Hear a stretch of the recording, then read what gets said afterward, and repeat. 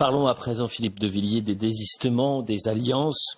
On a vécu une séquence inédite de par son ampleur. Jamais pendant un entre-deux tours, autant de candidats s'étaient désistés. 215 candidats ont quitté la campagne pour faire barrage au RN, quitte à servir parfois de marchepied pour l'extrême gauche.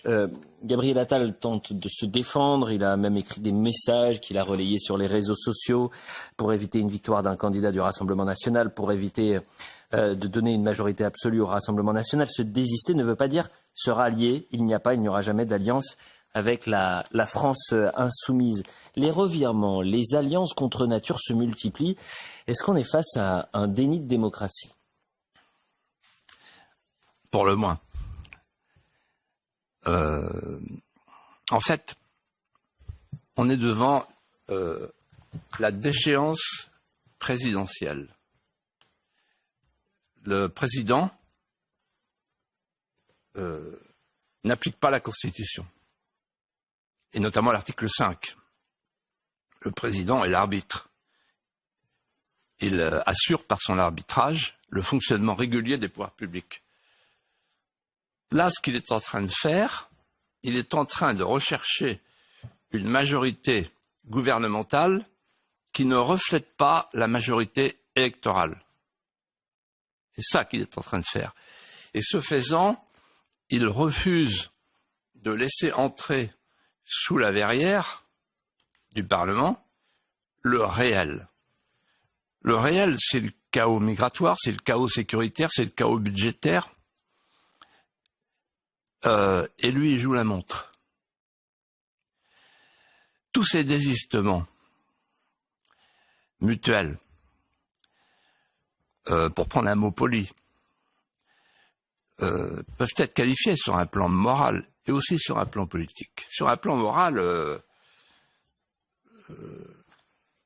c'est une kleptocratie. C'est un détournement des urnes.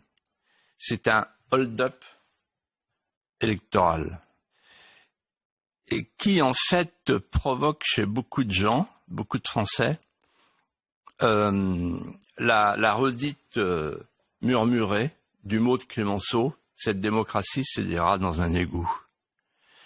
J'entends autour de moi partout utiliser des mots qu'on n'entendait plus depuis très longtemps. Tripatouillage, tambouille, magouille. Et alors on entend susurrer « à moi la magouille ». C'est à qui sera le meilleur magouilleur finalement. Donc il n'est plus question d'immigration, de sécurité, du pouvoir d'achat, il est question du fascisme et de l'antifascisme. Et alors, s'ils peuvent participer à l'épreuve olympique, Macron et Attal, moi je leur donne une idée pour une compétition, c'est la gymnastique. Parce qu'on a vu Attal et Macron faire des saltos avant, des saltos arrière en quelques jours. C'est extraordinaire. On n'a pas le temps de passer les images et d'évoquer ce qui s'est passé. Mais si vous voulez, je crois que c'est Aristote qui disait la civilisation repose sur le principe de non-contradiction. C'est-à-dire que vous ne pouvez pas dire le cheval blanc d'Henri IV est noir. C'est pas possible. Et si vous le dites, c'est que vous déraisonnez. Ben là, ils disent tous que le cheval blanc d'Henri IV est noir. C'est-à-dire qu'ils ont déplacé la honte. Ils voyaient la honte au nouveau parti populaire, au nouveau Front populaire. Maintenant, la honte, c'est le Rassemblement national. La honte se déplace. Le camp du bien est toujours le camp du bien. C'est pas le même bien, mais c'est toujours le même mal. Et alors, on a Darmanin qui va être réélu, du moins il l'espère, grâce au concours d'une candidate qui avait pour programme la police tue.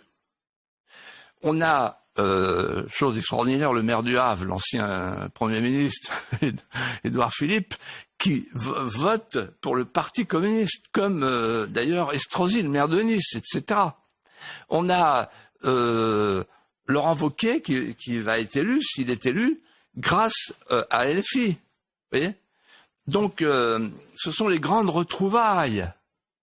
La société de connivence, finalement, on croyait, les gens croyaient, en les regardant, qu'ils n'étaient pas d'accord Mais ils sont au moins d'accord sur un point, c'est travailler sur le même réchaud, sur le même petit feu, pour faire cuire la même soupe. À nous, la soupe. Voilà. Et alors, ce déni de démocratie, il va laisser des traces.